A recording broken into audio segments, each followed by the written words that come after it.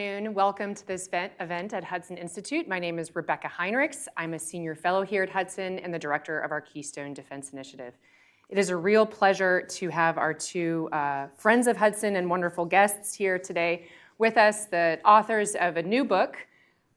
So here we win, they lose, Republican Foreign Policy and the New Cold War. Thank you so much for being here in person and for those of you who are watching online, and I would encourage those of you, a great incentive for actually coming here in person. You have the cookies with the book cover.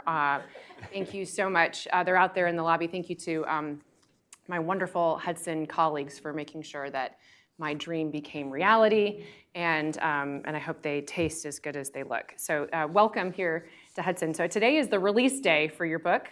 Matt, is that right? And so we're gonna get a little bit of an inside peek as to the what inspired the book, the contents of the book. And so please do check it out online then after you hear the authors discuss it. So if I may, I'm going to introduce our two authors. Here directly to my left, Dr. Mathew Kroenig is Vice President and Senior Director of the Atlantic Council's Scowcroft Center for Strategy and Security and the Council's Director of Studies. In these roles, he manages the Scowcroft Center's bipartisan team of more than 30 resident staff and oversees the Council's extensive network of non-resident fellows. His own research focuses on U.S. national security strategy, strategic competition with China and Russia, and strategic deterrence and weapons non-proliferation. Matt and I both serve on the bipartisan U.S. Strategic Posture Commission. I also have copies of that out there. I would encourage the audience here to go ahead and take one per person and to look at that. Just wanted to use the opportunity to commend that to you here.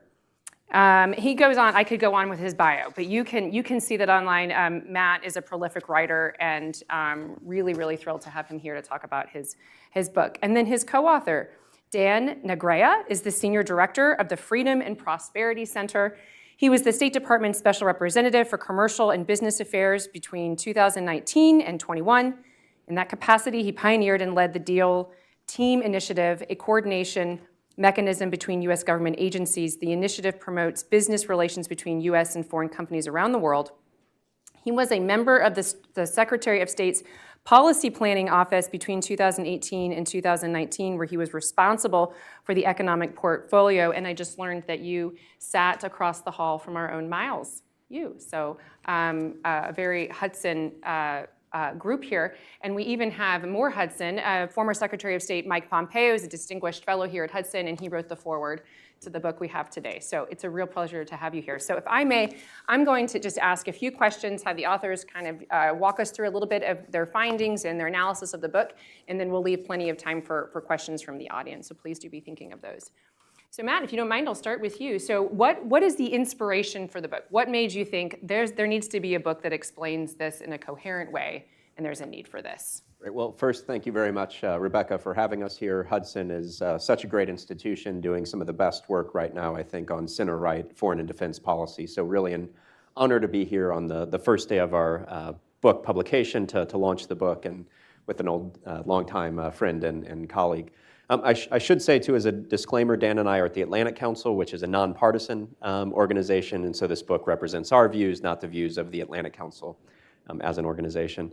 But so the origins of this book, there are several origin stories, but maybe the one that stands out most to me was we were at a retreat for Republican foreign policy in Jackson Hole. I think you were at that meeting as well. And there were people who had served in the Trump administration, people who had served in past Republican administrations, including never Trumpers. And there were some heated disagreements, but there was also a lot of agreement. And at one point I was getting coffee, and a prominent U.S. senator was next to me in line, and he said, you know what we really need is a Trump-Reagan fusion. And I thought that was interesting, because there's this sense, I think, that the Republican Party is very divided between the Reaganite and the Trumpian wings. Look at aid to Ukraine and other debates. And I thought that's interesting. Is there a vision that can bring these two sides together? And it becomes a central argument in the book, because I actually think, despite this common, what we think is a misperception, that there is actually a lot of unity still within the conservative movement on foreign policy. And so the book starts a little bit with political philosophy. What does it mean to be a conservative? What does it mean to be a progressive? How does that lead to consistent differences in worldview on foreign policy? I think the Trump and the Reagan wings are both very much conservative, not progressive in that worldview. But then we go through other major pillars. I think both wings of the Republican Party believe in peace through strength on defense, fair and reciprocal trade when it comes to economic policy, American exceptionalism when it comes to values. And then we go through in the book a number of specific issues, and I think there's a lot of unity on China, Iran, North Korea, immigration, climate change. And so that's what we do in the book. And again, a central argument is the party is more united than many people believe. Wonderful. So my origin of the book story is that my background is Wall Street. I was in finance for a long time. I came to the US government and I discovered how very difficult it is to conceptualize things and to produce documents, positions that bring the administration together. So, excuse me, I thought that it would be wonderful to have the outlines of a national security strategy prepared before the administration comes to power rather than in the turmoil that exists in every administration. So, so that's when Matt and I started looking at the book. And in terms of the big themes of the book, let me add one more to what Matt wrote, talked about, which is the fact that we are in a Cold War. So the title of the book is "We Win, They Lose," which is a quote from Reagan in the previous World War, Cold War. And the way we entitled, and the subtitle is Republican Foreign Policy and the New Cold War. So if we accept this premise that we are in a Cold War, very important policy consequences follow from that. And we felt that this is an important message to put out with our book. Great. So I not to commend more reading, I'm giving you all so many reading assignments today, but Ben Domenech over at The Spectator had a wonderful book review out today. So I would, not necessarily always reflecting everything maybe the authors intended, I don't know, haven't asked, but I thought really insightful and really good. And so if I may, I'm going to start from there. I'm going to start from Ben's observations, which is Senator J.D. Vance was recently at the Munich Security Conference, and he's been associating pretty closely with Tucker Carlson's views on foreign policy. Senator Vance opposed Ukraine aid. And from my perspective, he represents something of the new right that might be even a little bit different than where I might categorize sort of the center of gravity of Trumpism. And maybe you can disagree with that or agree and explain that. But I thought it was interesting because one of the things that Senator Vance, he's even lauded, he hasn't really sort of rejected this idea of neo-isolationism. In fact, he has lauded Charles Lindbergh's speeches online.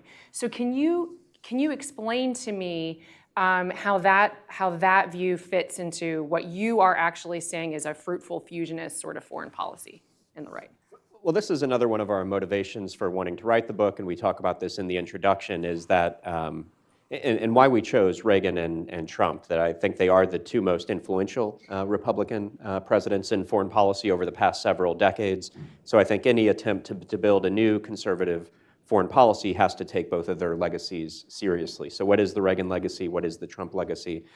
And I think I was concerned anyway that I think some people are maybe invoking Trump to advocate policies that aren't really very Trumpian, that could verge on isolationism. And I think Trump wasn't an isolationist president.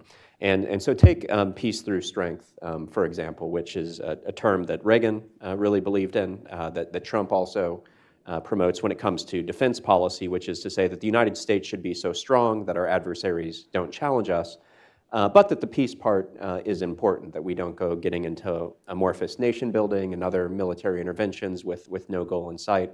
So I think in that sense, they're both different from some of the excessive caution that you might see on the left side of the political spectrum, or kind of isolationism maybe on the right side, but also different from what we maybe saw after 9/11 with what kind of amorphous nation building campaigns with no clear goal. So I think the peace through strength part is important. And then the other piece of it, of course, is that both Reagan and Trump, when they were challenged, were willing to hit back hard with military force. You can think about Reagan sinking several Iranian naval ships in the Iran-Iraq War, or Trump killing Iranian General Soleimani after an American contractor was killed in the Middle East. So yes, I think we're trying to redefine, I guess, what is Reaganism, what is Trumpism, and how do they come together? It's a really important observation, because if I tell people, that many people will ascribe former President Trump's views, for instance, on Ukraine to a particular perspective, but I've been keeping a running document since President Biden was inaugurated on everything that former President Trump has said on Ukraine, and he actually has not opposed aid to Ukraine. So I have a finger up. So Dan, maybe I'll just kick that over to you and hear your thoughts on that, and then also explain to us why you embrace the title and the framing of a Cold War that the United States is in now with China and Russia. So we talk in the book about the lack of leadership from President Biden. I think, to a very large, personal opinion, to a very large extent, the lack of willingness in Congress to support more spending in Ukraine comes from disappointment regarding the lack of strategic clarity from the Biden administration. So when President Biden says we are going to support Ukraine until the end, we don't know what the end looks like, how far in the future it is. And I think that Republicans in Congress would be willing to follow a leader that explains to them that the United States actually does have a strategic interest in Europe and should oppose a dictator who invades a country, a neighboring country, because another dictator may get the idea to invade another country. But there are also two other aspects that are very important. One of the important things that President Trump did was he introduced this concept of America First. So if we start from the premise that everything we do needs to consider first the interest of the American people, yes, we do have an interest abroad, but we have urgent, immediate, obvious interests at our border. I don't think we should just ascribe this to isolationism, to say, before I worry about someone else's border, I want to worry about my border. So that's one point. The other point is this, and again, I'm coming back to the positions of President Trump. Yes, there is a war in Europe. Yes, the United States has a role.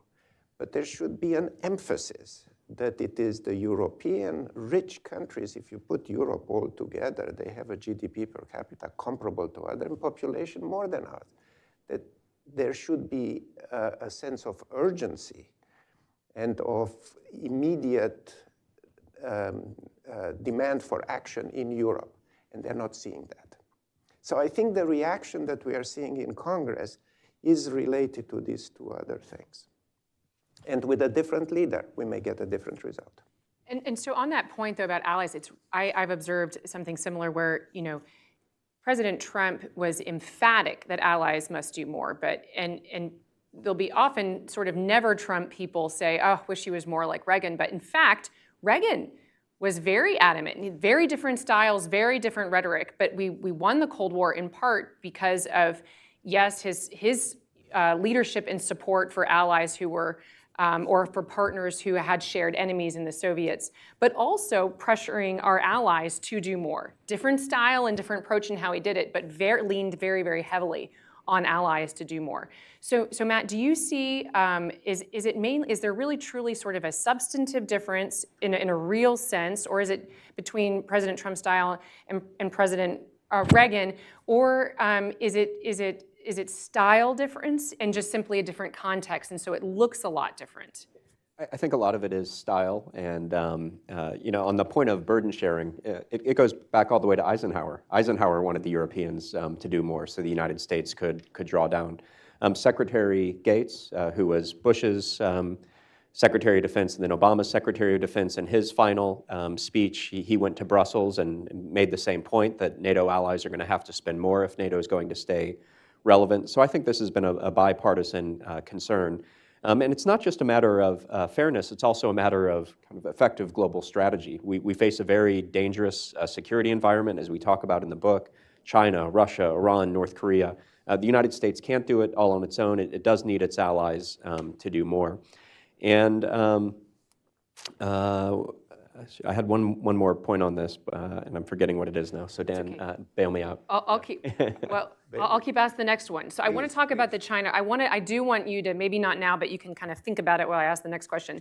I do want to talk more about the axis between China and Russia, because I will often hear that the folks from the new right, who I'm deeply sympathetic with, for things like, listen, we do have real problems here at home. We do have an open border that presents its own national security crises. And so even those who be willing for the United States to lead abroad and do good things, they say we can't just continue to have this open border, that we have to take care of our border. But I do, and what they'll often say is that the threat is just too big. The China-Russia collaboration is too big, and so the United States simply can't do what it did in the Cold War versus the Soviet Union. And so I wondered if you can talk a little bit about that, why you think that we still can win a Cold War between China and Russia, and why those trends are the same. And so you can kind of think about that for a minute. But I do want to point out, kind of back to Ben Dominich's piece, really interesting because he pointed out that Senator Vance, who really is making the pro-Charles Lindbergh, more isolationist view here after he came back from Munich, he said, quote, the senator said, my political perspective is maybe underrepresented among the Munich Security Conference. Vance added, my political perspective is, I believe, the majority political perspective in the United States. And Ben Domenech goes on to say that the polls indicate that Vance is wrong. Maybe back to Dan's point, is actually that the American people still really do, they might have some fatigue for these open-ended wars that don't seem to have a conclusion or a strategy, but in fact, they would be very much open to, the Soleimani strike, your example, very popular. And so when President Trump did take action militarily abroad, it was widely supported among the American people. And so then Ben goes on to explain that this is the book then that explains this fusion that perhaps your point, there might be some political officials trying to take the country down a different way, but it's not really in line with the history of the policies of the Trump administration. And so if you could so I do want to talk about the China-Russia threat and why you think the United States is able to win this Cold War with China. And then also I do want to focus back on Ukraine aid next and talk about why that is so important. Why isn't it just sort of agree to disagree that Ukraine is a hard problem, but why is it really something that's important to this debate? So if you want to take either of those questions first. So will the American people support taking on Russia and China? We have to. I mean, it's not a matter of choice. It's not that we are looking abroad for dragons to slay. The reason why we put on the cover of the book that we are in a new Cold War is because we are in a new Cold War because of the aggressive adversarial actions taken by China. The People's Republic of China, under the control, a brutal dictatorship controlled by the Chinese Communist Party, is taking actions in the economic sphere, in the military sphere, in the diplomatic sphere, in the idea sphere, that are inimical to vital and important interests of the United States. And not only that, there is, we say in the book, a new axis of evil, where China is aligned, not allied, but aligned in an entente with Russia, with Iran, with North Korea, and they are together coordinating to oppose interests of the United States. So we are forced to take a position, to take actions to counter their positions. So it's a matter of necessity. It's not that we are looking.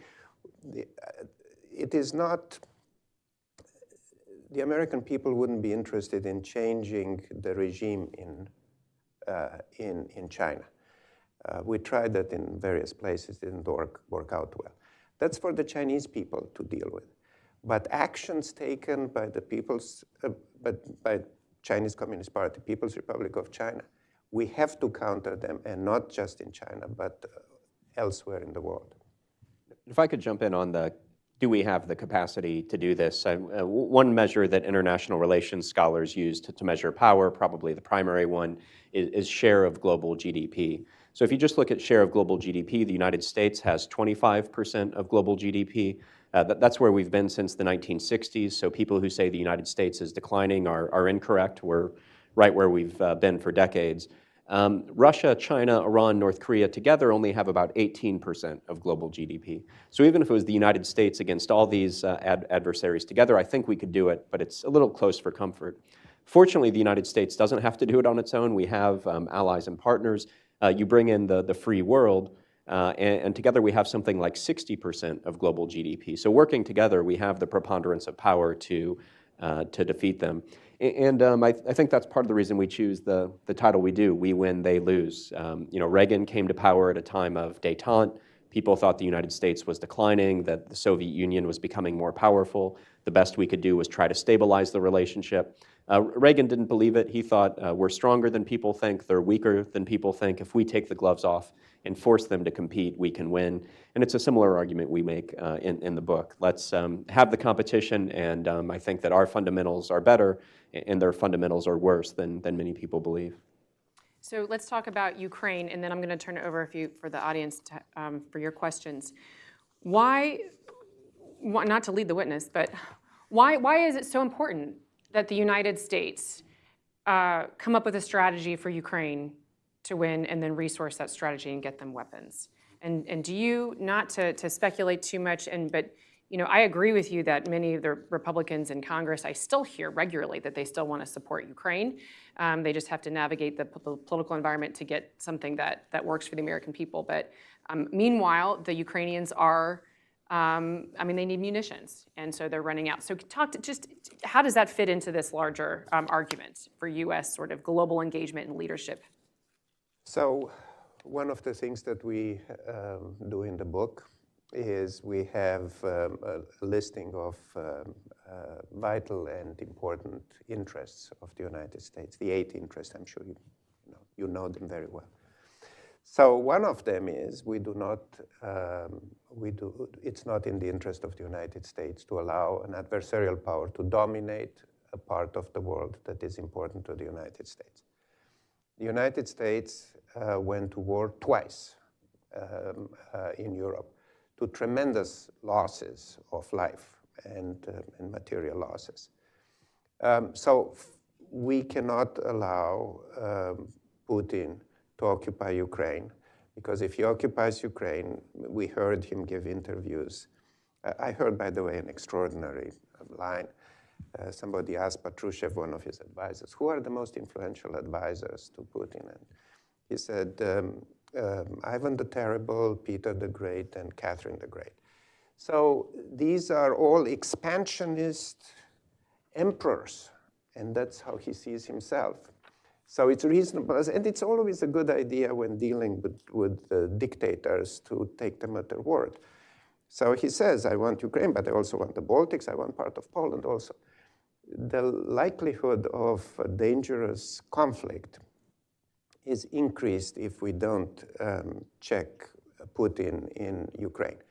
And also, if we don't check Putin in Ukraine, Xi Jinping will get the idea that we are not checking dictators with expansionist dreams. So we have good reasons to support the Ukrainian fight for their sovereignty.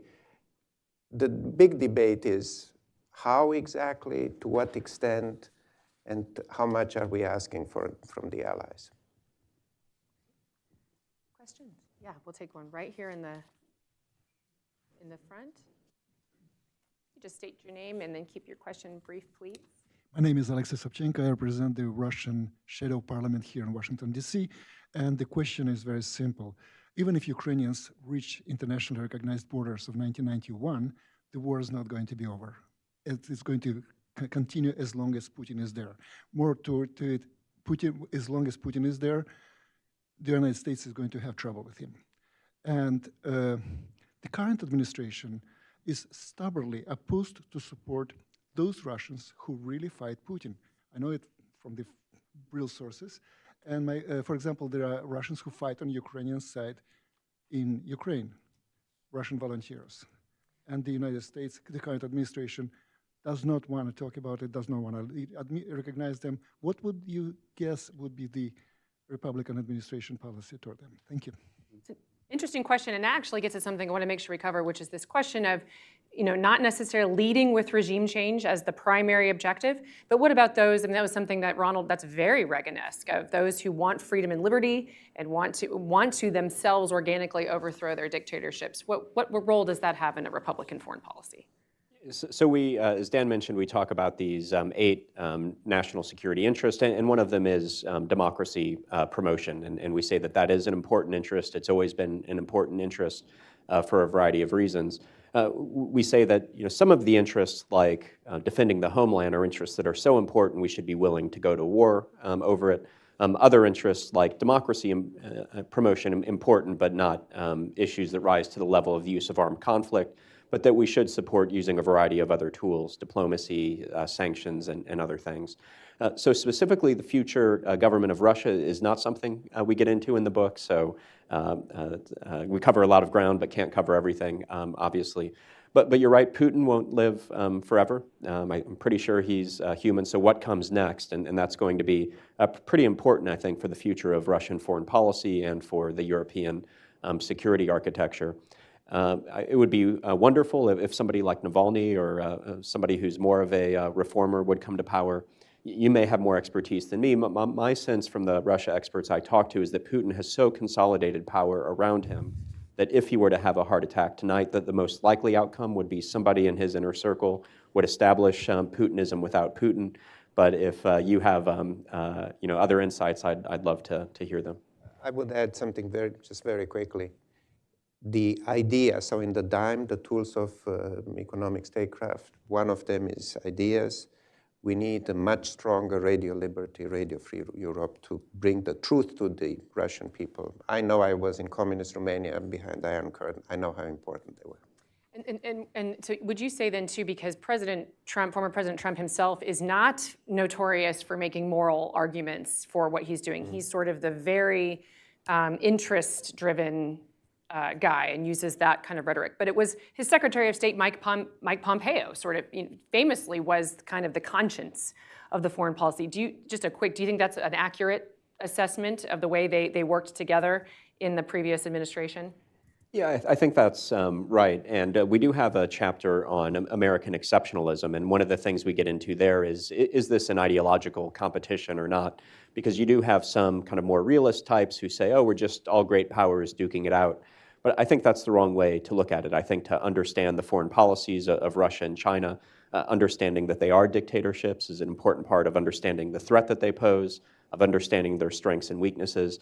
And when it comes to winning over allies and partners, which I think is a critical center of gravity in this competition, if we go to the Europeans and others and say, hey, we're great powers duking it out, help us, what's their incentive to help? If we say this is about values that we all believe in, that we all cherish, it's about whether the free world is going to set the terms for global order or these genocidal dictatorships, I think that's something that's going to help to win over allies and friends. So I do think the ideological part is important, not just for moral reasons, but also for concrete national security interest-based reasons. So this is a principled realism or a moral realism, I think is probably a good characterization of this kind of U.S. leadership or conservative internationalism.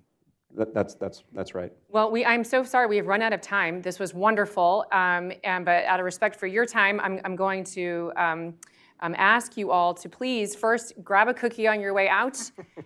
Please do check out the book and read the book. And we're so thankful that you took the time to use your expertise and your experience and your enthusiasm for getting this question right. Thank you for writing the book. I know it will be an important contribution to the discussion. So please join me in welcoming our authors and guests.